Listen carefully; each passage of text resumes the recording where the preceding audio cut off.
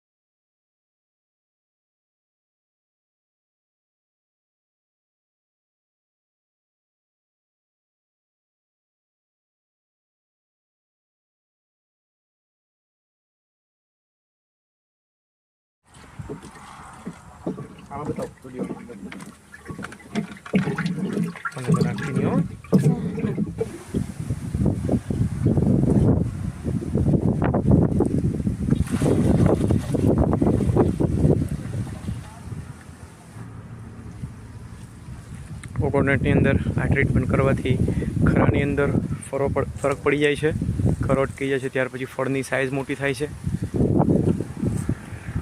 નારળીમાં greenery અને growth સારામાં સારો જોવા મળે છે, લાંબુ ફળ નથી થતું, ફળની અંદર ચમક અને ક્વોલિટી બહુ સારામાં સારી જોવા મળે છે.